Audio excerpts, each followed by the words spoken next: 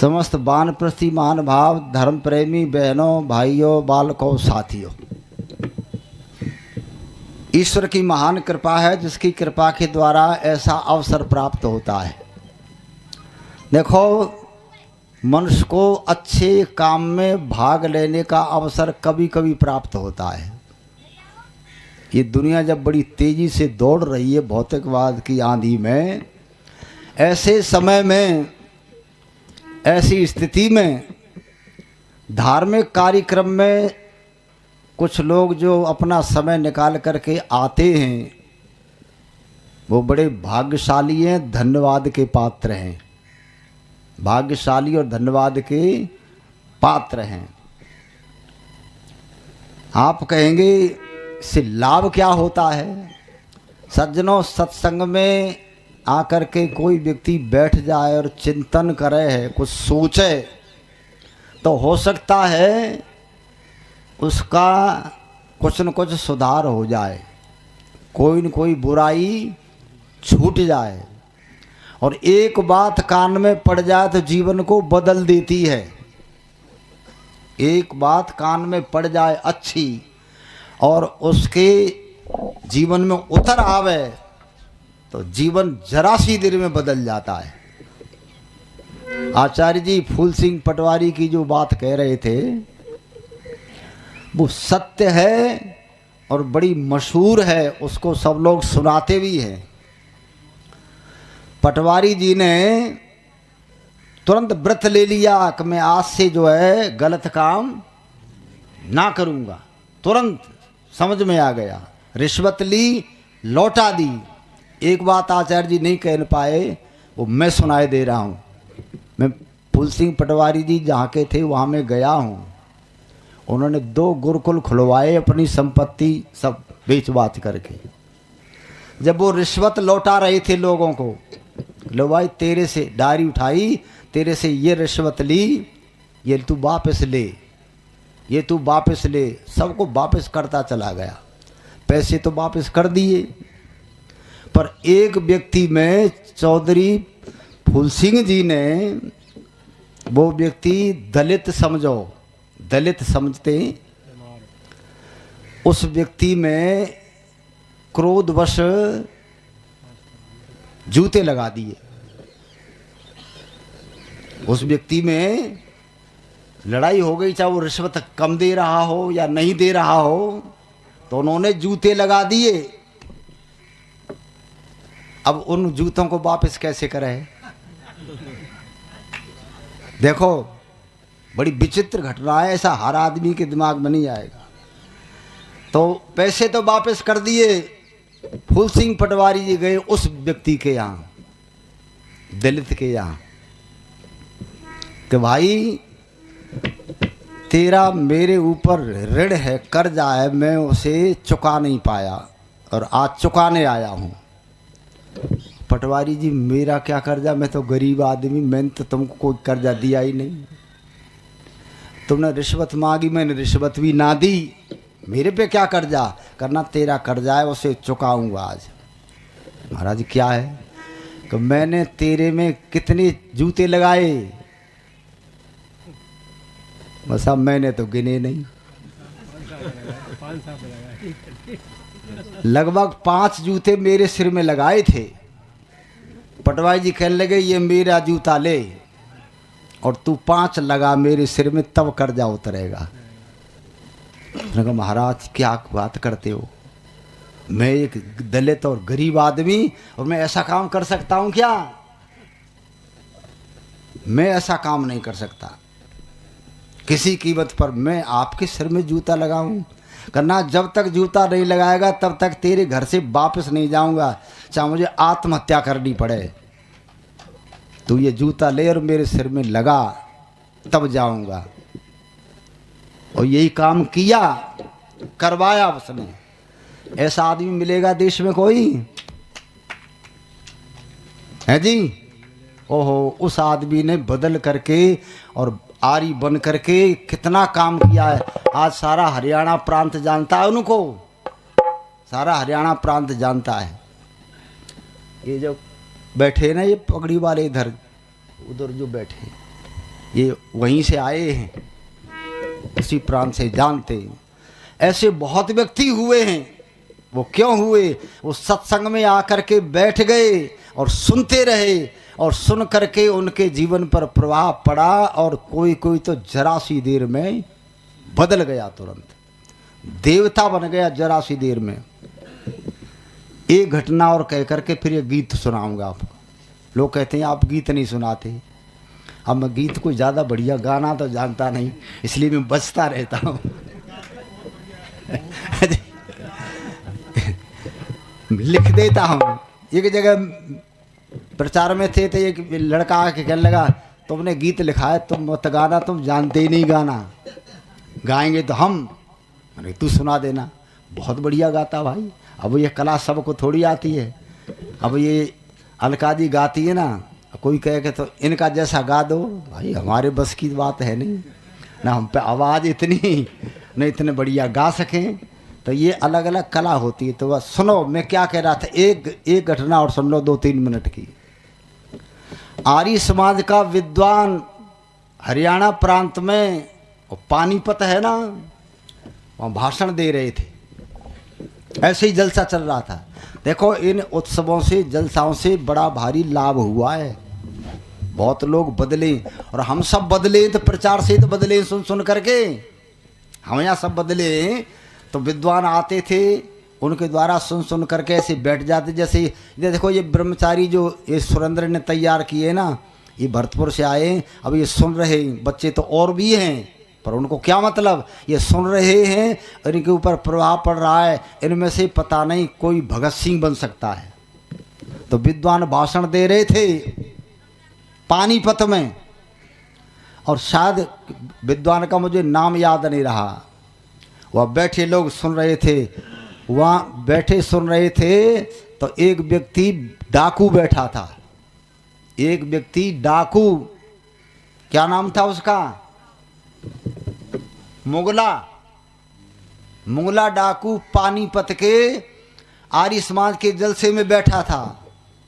और विद्वान का भाषण, विद्वान ने यही कहा था, अवश्य में भोक्तव्यम कृतम कर्म सुभास्वम, किए हुए कर्म का फल भोगना पड़ेगा, वो मिट नहीं सकता। चाहे तुम इतने गंगा में नहाओ, तीर्थ करो, जप करो, दान करो, पुण्य करो, और चाहे इतनी भागवत कहलवाओ, चाहे कुछ भी करो, पर जो पाप हो गया वो पाप कभी मिट नहीं सकता, वो भोगना पड़ेगा। हाँ, पंडित लेखराम जी का भाषण जो है हो रहा था। पंडित लेखराम जी पुराने प्रचारक थे। ओहो, मुगला डाकू तुरंत बदल गया। बैठते बैठते मुगला डाकू बैठते बैठते सुनते ही कहो पाप का फल तो भोगना पड़ेगा, तू बहुत पाप करता है। उसी दिन से छोड़ दिया उसने, और मुगला डाकू जो है वो धर्मात्मा बना। कितने व्यक्ति हैं जो इस प्रकार सुन करके उनकी समझ में आ गया कि वेद की बात सही है, हम गलत रास्ते पर चल रहे हैं, और सुन करके तुरंत बदले, जीवन बदल गया। अब जो है मैं ज़्यादा नहीं कह सकता। हमारे मुनि जी हैं, केशव मुनि जी अभी बोल रहे थे। केशव मुनि जी अमीचंद थे। अमीचंद का नाम आपने नहीं सुना होगा। अमीचंद के जीवन में बुराइयाँ थी। बुराइयाँ हमारे आपके जीवन में कोई कम थोड़ी है, दुनिया भर की हैं। भगवान जाने, हम नहीं जानते। कुछ लोग को समाज के लोग जानते हैं। प्रत्येक व्यक्ति की बुराई को सब लोग नहीं जानते, कुछ समाज के जानते, कुछ हम जानते, और सबको भगवान जानता है। केशव मुनि जी भी ऐसे ही बैठे थे। ये मुनि नहीं थे। अब तो देखो कितनी ऊंची वेद की बात, वेद का प्रचार करते हैं। ये बैठे थे और सुन रहे थे। प्रेमपाल शास्त्री जी त्रैतवाद पर बोल रहे थे, और हम भी अपने भजन सुना रहे थे। भिंड जिले की घटना है। तो इनको क्या मतलब था आर्य समाज से, क्या मतलब क्या होता आर्य समाज। बैठ गए आके, और सब खाते पीते थे जितने दुर्व्यसन हैं। तुरंत इनकी समझ में आ गया कि ठीक कहते हैं और हम गलत हैं। एकदम बदल गए, और बदल करके मुनि जी अब देखो वेद का प्रचार कर रहे हैं। इन्होंने जाने कितने सुधार दिए। जो लोग छठे हुए शराबी थे ना मध्य प्रदेश में भिंड जिले में, वो इनके परिचित थे, उनके यहाँ जा कर के मेरा प्रोग्राम कराया और उनसे कहा कि मैं सुधर गया, तुम भी सुधरो। एक तो डकैत के घर पे प्रचार करा दिया, मुझे बिठा दिया डकैत के घर पे, रात्रि में प्रचार, रात्रि के 11 बजे प्रोग्राम हो रहा, उसी के मैं क्या जानता था ये घर किसका है, मुझे पता ही नहीं था कुछ भी जी। अब प्रचार कर रहे हम और ये सब लोग बैठे, इन्होंने रख दिया वहाँ कार्यक्रम। ये तो जहाँ जाए वहाँ कार्यक्रम रख दें, इनको साधारण मत समझो, ये बहुत बड़े व्यक्ति हैं, बड़े प्रतिष्ठित हैं। अब मैं प्रचार कर रहा था, अब प्रचार में लोग रुपए दे रहे थे, पहले देते हैं ना लोग, कोई 2 रुपया देता था, कोई 1 रुपया, उस समय 2 रुपया 1 रुपया, अब तो ज़्यादा दे देते, तो 1 रुपया दे रहे। और वो डकैत निकल के आया भीतर से, उसी का घर था, वो निकल के आया, उसने दिए 100 रुपये। मैंने कहा भाई नाम बता, कर नाम नहीं, वैसे ही बोल दो, नाम नहीं बताया उसने। मैंने कहा 100 रुपये दे रहा है आदमी इस समय, 100 रुपये तो कोई दे ही नहीं रहा, ये तो बहुत बड़ा आदमी होगा जी। उस कार्यक्रम हुआ, वो सुनता रहा और सुनने के बाद में जब कार्य समाप्त हुआ तब लोगों ने कहा जानते हो ये किसका मकान है, 100 रुपये किसने दिए? मैंने किसने दिए?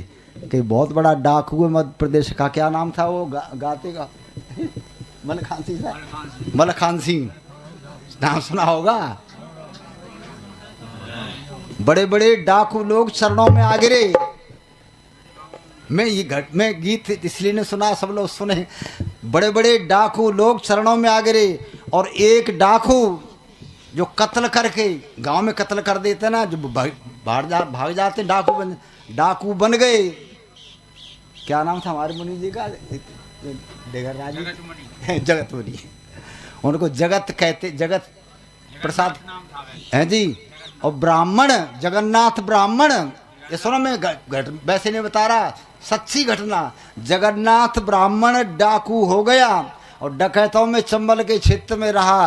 वो किसी तरह से उसको आर्य समाज का प्रचार सुनने को मिल गया और वो डाकू से आर्य बन गया और आर्य बन गया और फिर वानप्रस्थी बना। वानप्रस्थी बना और वानप्रस्थी बन के उसने प्रचार कराया। मेरे से कहते थे जब तक जीवित हूँ और जब तक प्रचार कराऊं तब तक तुम्हें हर वर्ष आना पड़ेगा, चाहे कहीं हो। मेरे प्रोग्राम में आप जो है वो गलती मत करना, आना जरूर है। मैं जाता रहा, कम से कम 40 वर्ष हो गए होंगे, 50 वर्ष से लगातार उनके यहाँ कार्यक्रम में जाता रहा। मुनि जी के वहाँ डर के मारे नहीं।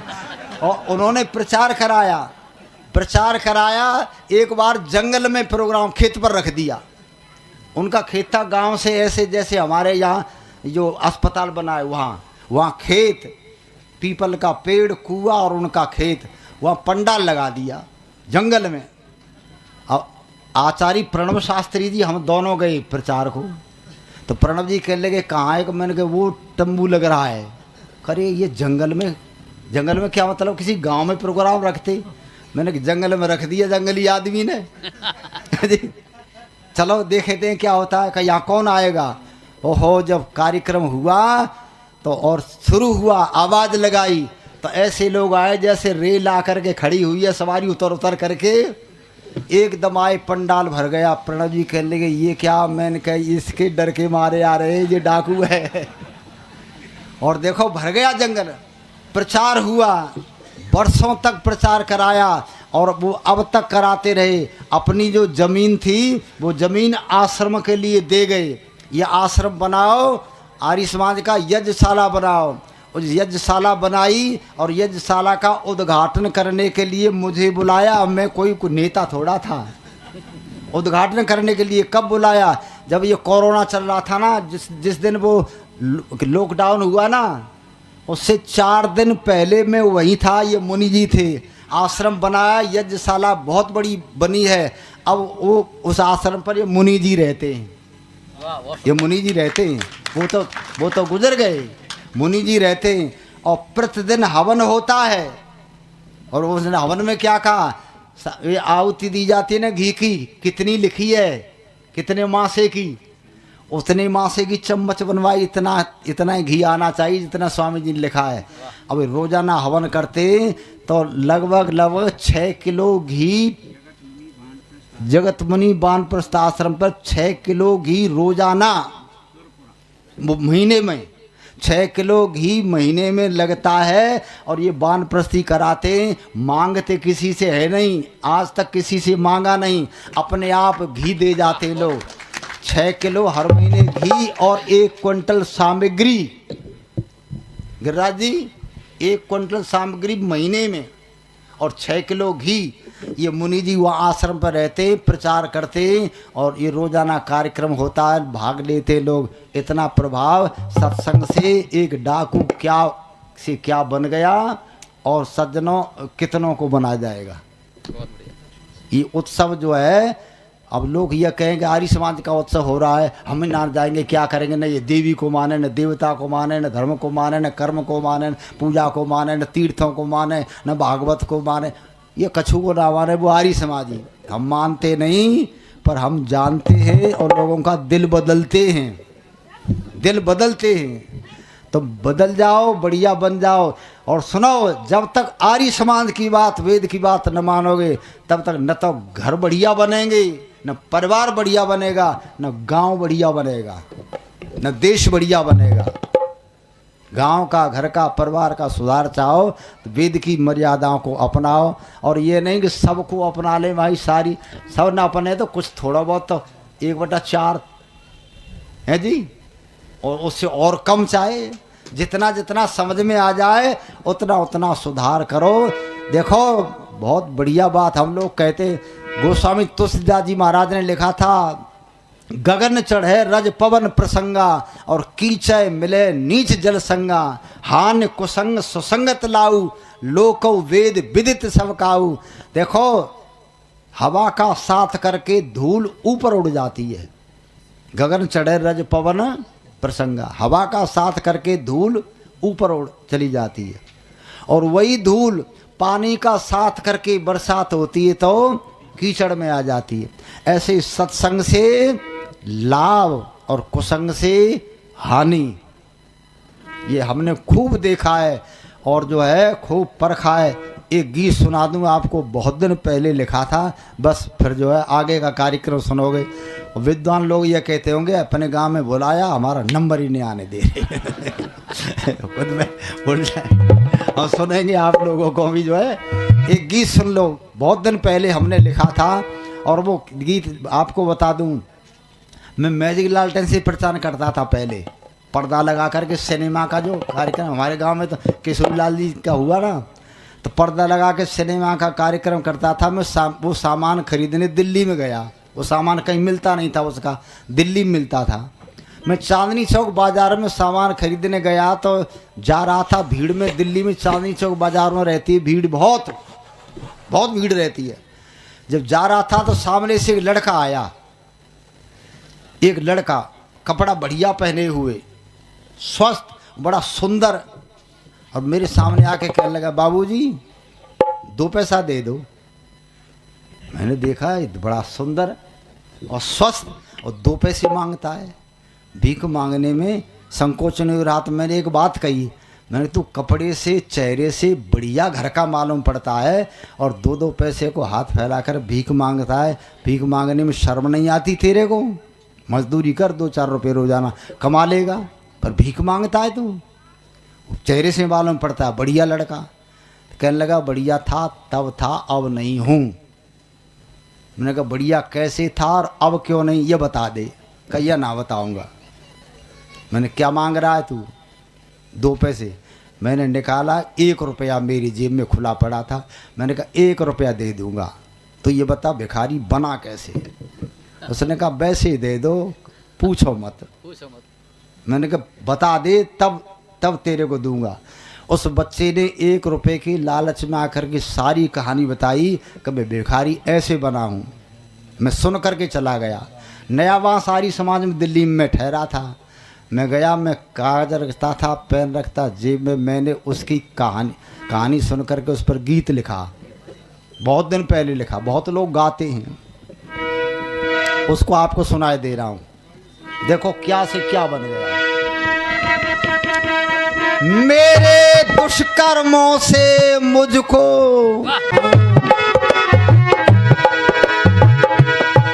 मैं एक धनी घर का लड़का और पिता हमारे व्यापारी, स्कूल में पढ़ने जाता था, करती थी प्यार अत में तारी, मोटर तांगे घर पर थे, पिता मेरे पूंजीधारी, स्कूल में आने जाने से वह मात पिता को दुख भारी, मात पिता को।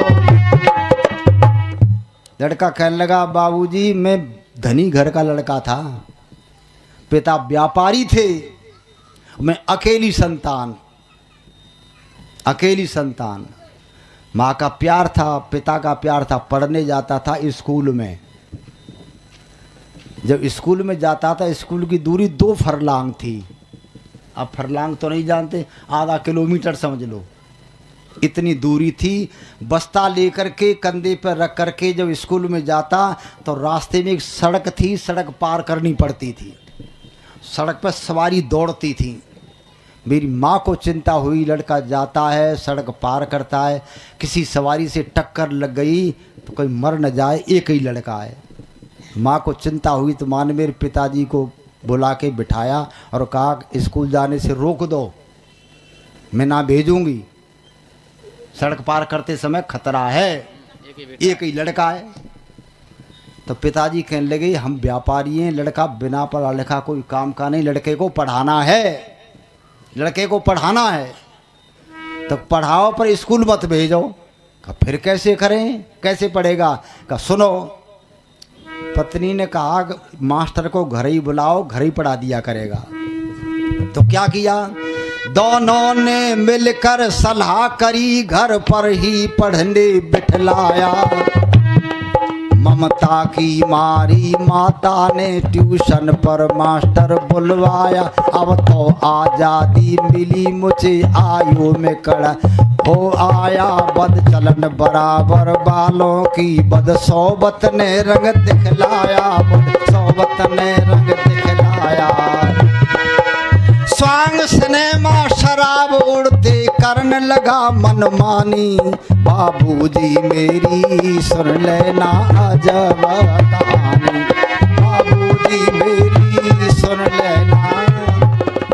आवाज ओहो, लड़का कहने लगा मास्टर घर पढ़ाने आता था, मैं स्कूल जाने से रोक दिया, घर पढ़ता था, सारी सुविधा थी, पर जिस सड़क पर जाने से रोक दिया, मास्टर पढ़ा के चला जाता, मैं फिर निकल जाता उसी पर, खूब खेलता, लड़कों के साथ खेलता। जिनके साथ में खेलता था वो स्कूल से आ जाते, मैं घर से चला जाता। उन लड़कों में कई बुराइयां थी, वो लड़के शराब पीते थे, सिनेमा देखते, स्वांग देखते और मांस खाते। ऐसे लड़कों के साथ बैठने लगा। पढ़ता तो घर था परंतु उसको रोक नहीं पाए माँ बाप। देखो ये बच्चे जो है जैसी सोबत में रहेंगे ना वैसे निश्चित बनेंगे, तुम रोक नहीं पाओगे। आज बिगाड़ क्यों रहा है, ये तुम्हारी सुनते नहीं, माँ बाप की मानते नहीं, क्या करते हैं गलत लड़कों के साथ रहते हैं और गलत दृश्य देखते हैं। वो जैसा ये बता रही थी ना अलका जी, क्या देखते हैं मोबाइल में, वो हमारे गीत नहीं सुनते, बदमाशों के चित्र देखते हैं, अश्लील अश्लील।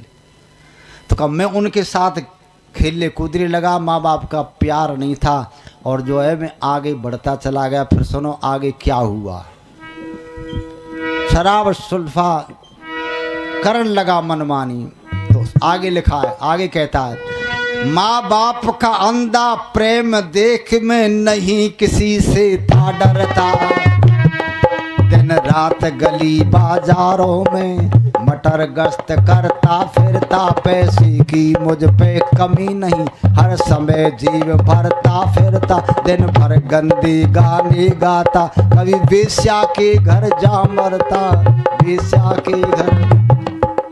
ओह माँ का प्यार कितना था, बाजार से बाहर से आता, माँ देखती जेब में पैसा बीत गए, बीत गए, फिर रख देती, लो खाओ पियो। पैसा लेकर के जाता, साथी थे गरीब, उनको अपने पैसे से सब चाट पकौड़ी जितनी खाते बता रहे या तेरी लोग, वो गलत खाता था और खिलाता। माँ बाप का इतना प्यार था। मेरी बुराई इतनी हो गई कि मैं बुराई को छोड़ नहीं पाया। देखो बुराई आ जाए, शुरू शुरू में रोक दो तो ठीक, और वो बड़ी हो गई तो फिर उसका दूर करना मुश्किल होता है, बड़ा मुश्किल।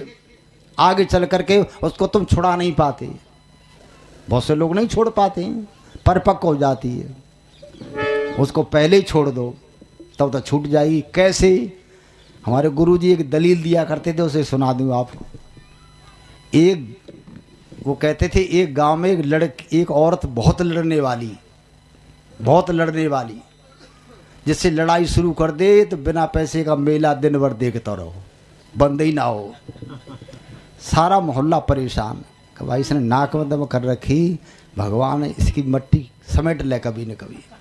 परेशान, मरा ही नहीं और बुराई छोड़े नहीं, गांव परेशान। उनका क्या करे भाई, कुदरती उसके एक लड़की पैदा हो गई, वो और चौगुनी लड़ने वाली। अब तो एक अब हो गई, दो चौगुनी लड़ने वाली। अब तो लोग बड़ी परेशान भाई, अब क्या करें, अब तो इन्होंने नाक में दम कर रखी है। होती किसी किसी गांव में, हमारे गांव में तो नहीं है भाई, हमारे गांव में बहुत बढ़िया है जी, हैं जी। ओहो, वो लड़की और ज़्यादा लड़ने वाली, गांव परेशान। गांव के लोगों ने कहा एक काम करो, इस लड़की का विवाह करा दो, ये चली जाएगी तो एक बीमारी कट जाएगी। अब किसी को पता लग गया कि लड़ने वाली है तो कोई तैयार ही नहीं हो विवाह करने को, पता नहीं कोई तैयार न होते। एक लड़का आ गया, रिश्तेदार में थे, कहीं कोई रिश्तेदारी लड़का था, सीधा साधा बड़ा सुंदर। गांव के लोग कहने लगे, इकट्ठे हो गए, सरपंच बैठे ने ऐसे, वो कहने लगे इस लड़के के साथ विवाह करा दो, इसको पता है नहीं कुछ, शायद हाँ कर लेगा।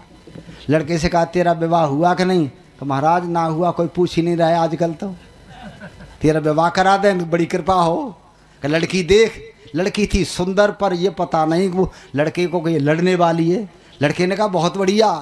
गांव के लोगों ने मिलजुल करके उस लड़के के साथ विवाह कर दिया। अब विवाह हो गया, जब विवाह हो गया तो चलने लगी, लड़की विदा हुई। एक बुढ़े ने कहा बेटा रुक, कहो दादाजी, कि तुझे पता तो है नहीं, गांव के लोगों ने स्कीम बना करके तेरे साथ विवाह करा दिया, ये बहुत लड़ने वाली है, नाक में दम कर रखी, जरा संभल के रहना। लड़के ने कहा गजब हो गया, अब फेरा तो उल्टे होते नहीं, ये तो हो गए, ये तो फेरे गए। उसने कोई बात नहीं, लड़का था चतुर, और पहले मारुति नहीं थी, रथ में बैठ करके दुल्हन जाती थी। लड़की रथ में बैठ गई, सामान सट्टा दिया, जो कुछ वो सब बांध दिया, और लड़का जो है वो भी रथ में बैठा रखा। रथ वाले से रथ बढ़ा, जब रथ चलने लगा तो रथ के पीछे एक सूप बांध दिया, सूप, एक छलनी, सूप और छलनी रस्सी बांध के लटका दी। अब जब रथ चलने लगा, बैल दौड़ने लगे, तो वो सूप खटखट की आवाज़ करे, और दूल्हा पे थी तलवार लेती थे ना पहले। लड़के ने कहा रथ वाले, रथ रोक।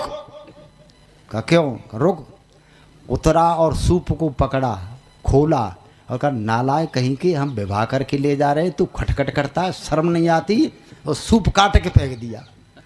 लड़की बोली हे भगवान, बड़ा हत्यारा है ये, कह तेरे ऊपर गर्दन पर तलवार न चला दे। चुप बैठी। फिर वो बैठ गया, रथ वाले से कहा रथ बढ़ा आगे। रथ आगे बढ़ाया तो वो छल्ली करे, खटखट छल्ली। श्रृंगार रथ रोक। छल्ली को खोला, पैर से कुचला, तलवार से काटा, गाली दे, नालायक कहीं की, विवाह करके ले जा रहे हैं, खटखट करती है, शर्म नहीं आती तुझे? लड़की बोली अब के नंबर 13 आई है। हे भगवान, अब तो मंदिर रथ में ऐसे बैठी जैसे मंदिर में मूर्ति। अब संध्या कर रही है, वो गायत्री जप रही है, बैठी बैठी गाली देना भूल गई, चुपचाप बैठी है बिल्कुल। भगवान इससे कैसे बचें? ले गए। जब जा कर के वहाँ उतरी लड़की, तो लड़कियां लेने आई, नई भाभी अपनी आई, वो आती है लड़कियां नई दुल्हन को लेने के लिए। जब लड़कियां लेकर के जा रही तो लड़की कह लगी तेरे भाई कितने, तू पढ़ी लिखी कितनी है, सब पूछने लगे तो बोला ही नहीं। लड़की बोली भैया किससे विवाह करके लाया, ये तो गूंगी है, ये बोलती नहीं। लड़का कहना गूंगी नहीं, सारे गांव की नाक में दब कर रखी। तलवार लेकर के आकर लगा क्यों बोलती क्यों नहीं, तुम्हारे डर की वजह से। डर क्यों, कहीं तलवार लग रही है। बोल देख गलत बोलेगी तो तलवार चलेगी और ठीक बोलेगी तो तलवार का कोई खटका। अब तो वो गाली देना भूल गई, लड़ना झगड़ना भूल गई, बड़ी शांत भगवान का भजन करे, हो गया सुधार। अब आई वो अपने गांव में आई तो कहे चाचा जी नमस्ते, ताऊ जी नमस्ते, चाची नमस्ते। लोग कह ले गजब हो गया, ये क्या हो गया, ये तो लड़की बड़ी देवी हो गई, सज्जन हो गई, ये तो देवता। अब क्या आने दो उस लड़के को। वो दोबारा लड़का लेने के लिए आया तो लोगों ने कहा बेटा तैने बहुत बढ़िया किया, इसका सुधार कर दिया, देवी हो गई, सज्जन हो गई, एक काम कर अब किसकी माँ को और साथ ले जा। उस लड़के ने कहा ताऊ जी मेरे बाप के भी बस की ना इस माँ का सुधार कर लाता हूँ। कहा क्यों, कि ये लड़की थी कच्चा घड़ा, समझते हो कच्चा घड़ा कुंभकार का होता है, उसको जीचा जिधर वो मोड़ दे, जीचा उसमें जो है ठीक कर दे, और जब घड़ा पक जाता है आग में फिर वो मुड़ता नहीं, बोलो टूट जाता है। ये बुढ़िया है पक्का घड़ा, इसका सुधार तो किसी पे हो ही नहीं। आ गया समझ में। सुधार करना हो, बुराई हो जीवन में आ जाए तो उसको पहले ही रोको इन बच्चों के अंदर से। तुमने न रोकी और प्यार करते रहे, आगे चल करके नाक में दम कर देंगे। वो लड़का क्या कहता है, स्कूल रोक दिया, माँ बाप का प्यार ज़्यादा था, और मैं जेब में पैसे रख के ले जाता, साथियों को सिनेमा दिखाता, मांस खिलाता, शराब पिलाता, मैं स्वतंत्र था, धनवान घर का लड़का था। पर सुनो आगे क्या हुआ। फिर उन्होंने विचार किया अब लड़का गया बिगड़ और हम सुधार कर सकते नहीं, हमारी मानेगा नहीं, अब एक काम करो इसका विवाह कर दो। अधिकतर पत्नी आ जाएगी तो वो हेडमास्टर है उसकी बात मानेगा ही। तो ये भी किया उन्होंने। क्या किया, माँ बाप ने ब्याह किया मेरा, पर मन मेरा ना शांत हुआ, और मेरे कर्मों को देख देख के पिता का भी देहांत हुआ। मेरे कर्मों देख देख पिता का भी देहांत हुआ, कुछ दिन में रोते रोते माता का भी प्राणांत हुआ। ये देख दशा मेरी पत्नी को क्या कहूँ जो दुख मर्मांत हुआ, कहूँ जो दुख मर्मांत हुआ।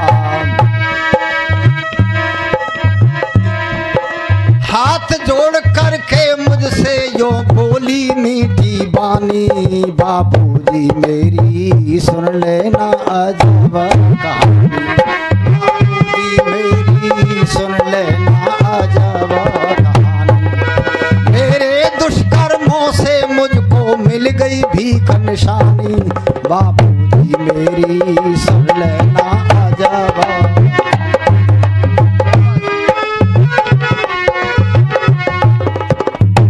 लड़के ने, बाबूजी माता पिता ने कर दिया विवाह कि पत्नी सुधार लेगी।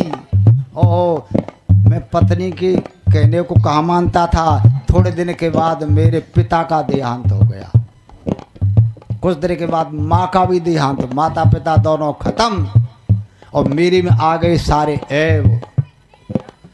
पत्नी दरवाजे पर खड़ी थी, माँ बाप गए मर। अब मैं शराब पी करके आया तो पत्नी ने मेरे से एक बात कही, मैं शराब के नशे में था। पतिदेव आप ही पर घर का अब भार आ गया है सारा, क्या अभी शोभा देता है इस तरह से फिर ना आवारा।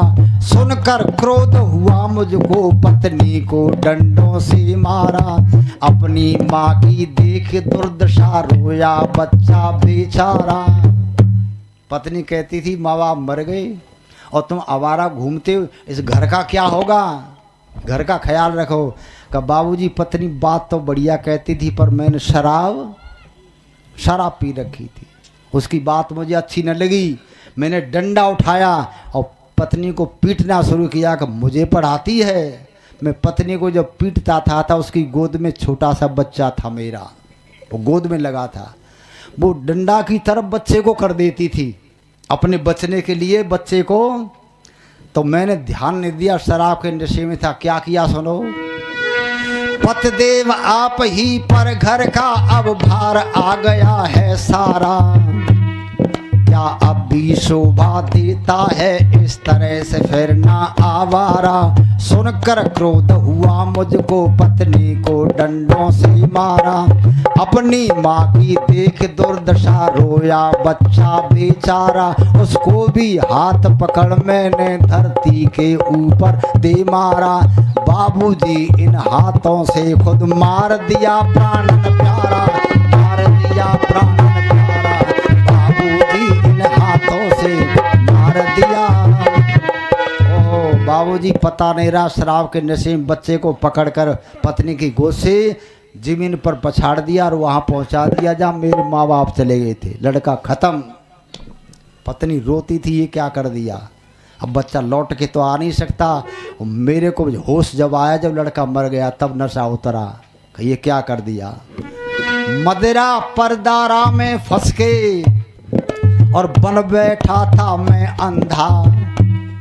पत्नी का जेवर घर बेचा पर कर्म नहीं छोड़ा गंदा। मोटर तांगे नीलाम किए, चौपट हुआ सभी धंधा। लुच्चे नीच उचक्कों ने ऐसा कस के डाला फंदा, ऐसा कस के डाला फंदा। लुच्चे नीच उचक्कों ने ऐसा डाला। ओहो सब बर्बाद हो गया, बच्चा खत्म, पत्नी रह गई, संपत्ति बर्बाद। क्या चीज बची, पिताजी का बनाया हुआ मकान, पैसे खत्म। मकान बचा, अब पैसे कहाँ थे आमे शराब को। पत्नी कहने लगी जेवर भी खत्म, अब पैसे कहाँ से आमे। मैंने अपने पिता का बनाया हुआ 3 मंजिल का मकान बेच दिया। और मकान की रकम जब जेब में आई तो पत्नी ने कहा कहाँ रहेंगे, मकान तो बेच दिया। उसने कहा चल जेब में पैसे, होटल में रहेंगे, जी चाहे जहाँ धर्मशाला में रहेंगे, पैसे बहुत हैं, जिंदगी भर ना बीतेंगे ये। पत्नी को लेकर के घूमता, कभी कहीं कभी कहीं कभी कहीं। बंधुओं वो संपत्ति भी पैसे भी खत्म। अब क्या था मेरे पास। ओहो पत्नी रोती थी, अब क्या। पत्नी को भी फिर सुनो क्या हो गया, कहाँ छोड़ दी। इसी दुख में रो रो मर गई मेरे घर की रानी। बाबूजी मेरी सुन लेना अजब कहानी। बाबूजी मेरी सुन लेना अजब कहानी। मेरे दुष्कर्मों से मुझको मिल गई भीख निशानी। बाबूजी मेरी सुन लेना अजब कहानी। बाबूजी मेरी सुन लेना। पत्नी भी खत्म, अब मैं अकेला रह गया, पैसा समाप्त। अब बाजार में भीख मांग रहा हूं आपके सामने। का अब तो कुछ याद आता तो क्या कहता है। अब आता है याद मुझे जब मैंने उसको मारा था। वह रोती थी मैं पीटता था, कितना पापी हत्यारा सा। मेरा नन्हा सा बच्चा जब चिल्ला करके पुकारा था, उसको भी हाथ पकड़ मैंने धरती पे तुरंत पछाड़ा था।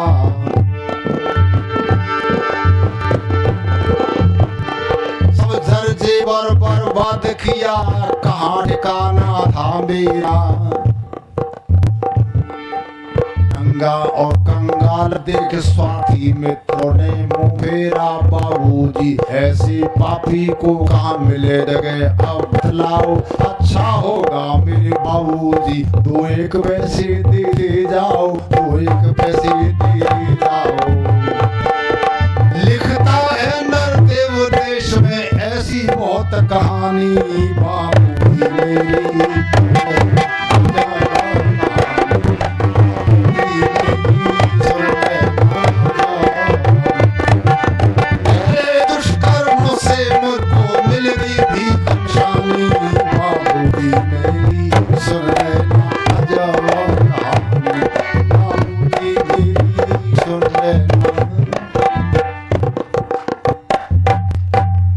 बंधुओं, यह है कुसंग का प्रभाव।